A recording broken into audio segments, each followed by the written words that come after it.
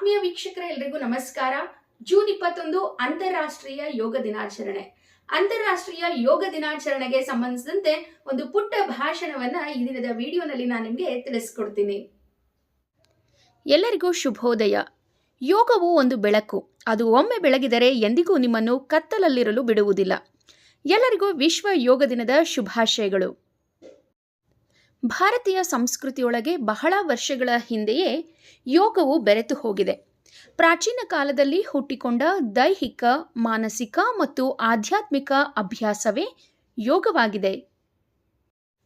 ಯೋಗ ಎಂಬ ಪದ ಸಂಸ್ಕೃತದಿಂದ ಬಂದಿದ್ದು ದೇಹ ಮತ್ತು ಪ್ರಜ್ಞೆಯ ಒಕ್ಕೂಟವೇ ಯೋಗವಾಗಿದೆ. ಯೋಗವು ದೇಹ ಮತ್ತು ಮನಸ್ಸನ್ನು ಒಟ್ಟಿಗೆ ತರುತ್ತದೆ. ಯೋಗವು ಚಲನೆ, ಉಸಿರಾಟ ಮತ್ತು ಧ್ಯಾನ ಈ ಅಂಶಗಳನ್ನು ಒಳಗೊಂಡಿದೆ.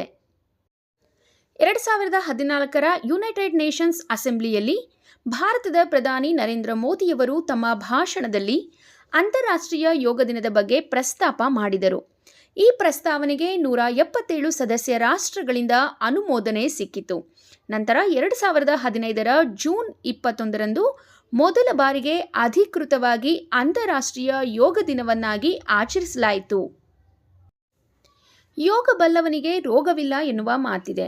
ಈ ಮಾತಿನಂತೆ ಪ್ರತಿದಿನ ಯೋಗ ಮಾಡುವುದರಿಂದ ಮಾನಸಿಕ ಹಾಗೂ ದೈಹಿಕ ಆರೋಗ್ಯ ಕಾಪಾಡಿಕೊಳ್ಳಬಹುದು. 2015ರಿಂದ ಪ್ರತಿ ವರ್ಷ ಜೂನ್ 21ರಂದು ಅಂತಾರಾಷ್ಟ್ರೀಯ ಯೋಗ ದಿನವನ್ನು ಆಚರಿಸಲಾಗುತ್ತಿದ್ದು, ಯೋಗದ ಮಹತ್ವವನ್ನು ಇಡೀ ವಿಶ್ವಕ್ಕೆ ಸಾರುವುದು ಇದರ ಉದ್ದೇಶವಾಗಿದೆ.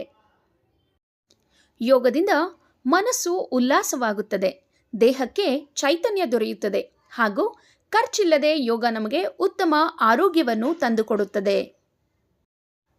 ಪ್ರತಿ ವರ್ಷವೂ ಒಂದು ವಿಭಿನ್ನ ಥೀಮ್ನೊಂದಿಗೆ ಅಂತಾರಾಷ್ಟ್ರೀಯ ಯೋಗ ದಿನಾಚರಣೆಯನ್ನು ಆಚರಿಸಲಾಗುತ್ತದೆ.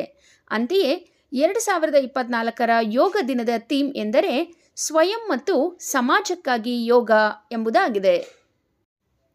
ಕೊನೆಯದಾಗಿ, ನಿಮ್ಮ ಬದುಕಿಗೆ ಮತ್ತಷ್ಟು ವರ್ಷಗಳನ್ನು ಕೂಡಿಸಲು ಮತ್ತು ನಿಮ್ಮ ಭವಿಷ್ಯಕ್ಕೆ ಸುಂದರ ಬದುಕನ್ನು ನೀಡಲು ನಿತ್ಯ ಯೋಗ ಮಾಡುವ ಅಭ್ಯಾಸವನ್ನು ರೂಢಿಸಿಕೊಳ್ಳಿ ಎಂದು ಹೇಳುತ್ತಾ ನನ್ನ ಒಂದೆರಡು ಮಾತುಗಳನ್ನು ಮುಗಿಸುತ್ತೇನೆ. ಧನ್ಯವಾದಗಳು.